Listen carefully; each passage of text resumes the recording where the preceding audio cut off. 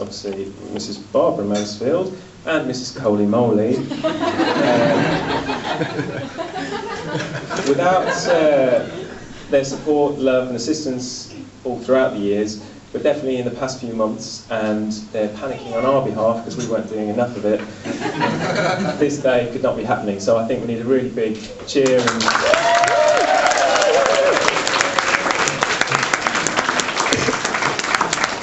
And at this point, I think we have something for you.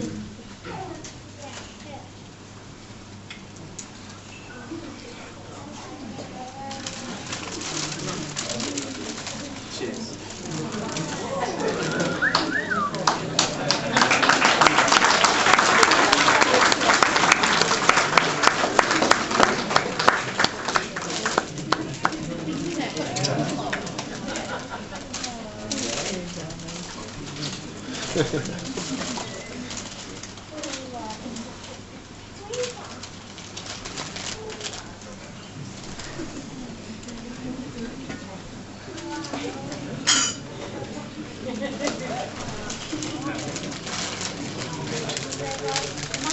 So I'm back.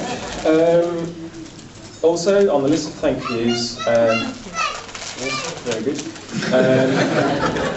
We also have Megan's auntie Pat, who is simply sat just here, who has produced an outstanding wedding cake, which is just behind this pillar over here. And you can all take a look at that later and hopefully sample it too. I think I'll have a little card for Auntie Pat, so I'll pass that along. Oh, can we have a bit of a clap and cheer for us?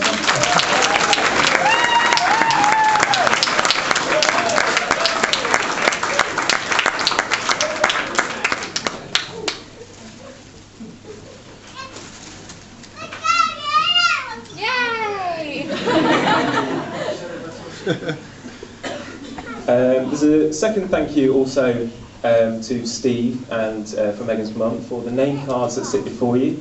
They've had lots of fun producing those amid machines breaking down and alarms going off in schools, etc. But they look great, so thank you very much for those.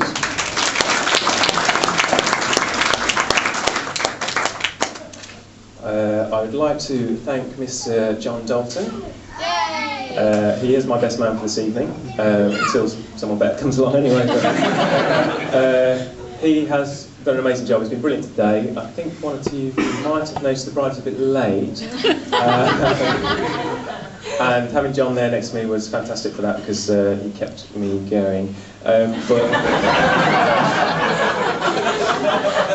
generally, a very quick explanation why John is the best man. I think probably of all my friends throughout the years, I think I tried to have this conversation with a stag do very drunkenly, but he's always made an effort to keep in contact with me, and I can be difficult to keep in contact with. And he's always sort of been there and cared, so thank you, John.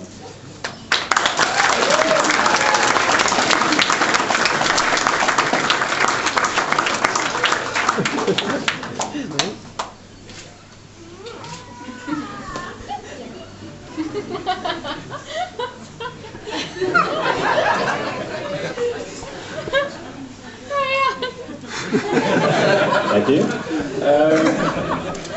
Obviously, a big general thanks to our friend over here, James, who is the MC for this evening, and the venue, etc.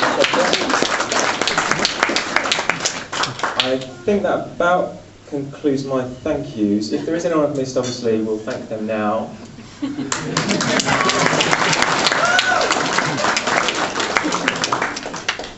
One quick apology goes to Tom Cornby for having spelt his name wrong on the mirror. For this evening, shall be known as Tom Quamby. Oh, I found some more thank yous. Bridget, I'd like to thank you. That's my sister Bridget for her late night wine-fueled favour and confetti cone making. So thank you for that.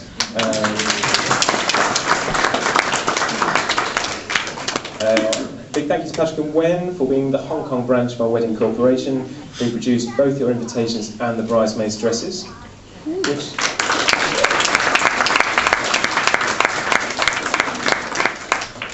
leads me nicely to the bridesmaids, who I think we can all agree look very lovely this evening. This one this evening too.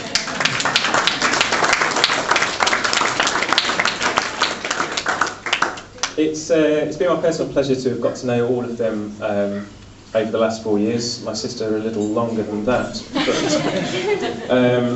I dare say the pleasure is probably more mine than theirs, Maria. I know all of them are a great support to Megan, and she is lucky to have such good friends around her. And I also hope that I can now class you all as my friends as well. Oh, except for Maria.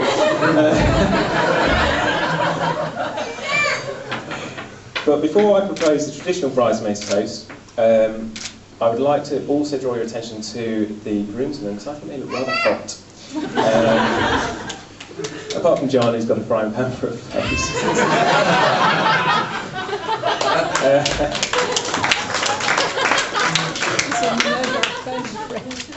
Between them all, though, they have seen me through some difficult, interesting and embarrassing times. But I am proud to call all the groomsmen good friends, and the fact that they're here today means a lot to me. And also, I call them friends, but I have a brother and a new brother-in-law. He's right there. So that's cool. Right, I'd like to embarrass them all by asking them to stand up so you can take a good look at the bridesmaids and the groomsmen, and then we're going to have a nice toast to them. So if you wouldn't mind standing up, just to identify yourselves to the group.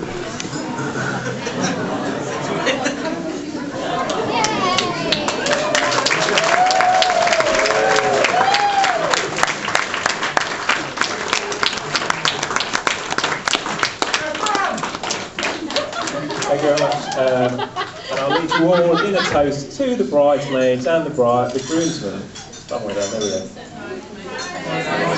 Thank you, Liz. And the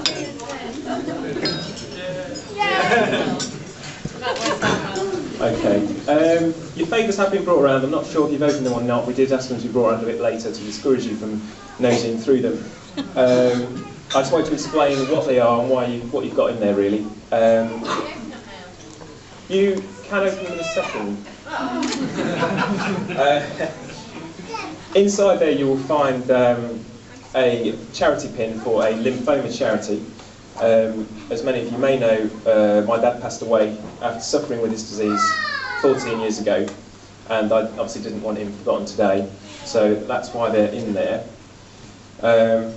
Obviously, very saddened that he can't be with us today, but I'm sure he's looking down on us.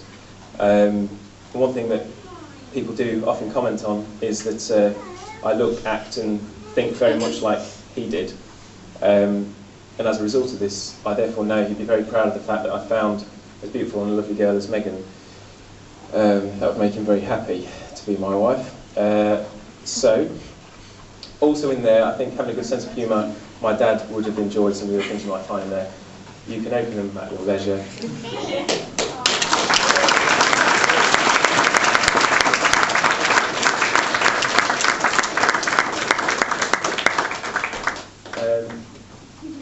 Megan's, I think, if you're at the service this morning, I think you're aware, you'd have heard in one of the bidding prayers that my dad was mentioned, but also Megan's granny and granddad, who've also sadly passed away in years gone by. So I think that's a good point to bring us to raise our glasses to all those who are unable to make it here today for whatever reason. So if we can have a little toast to absent friends.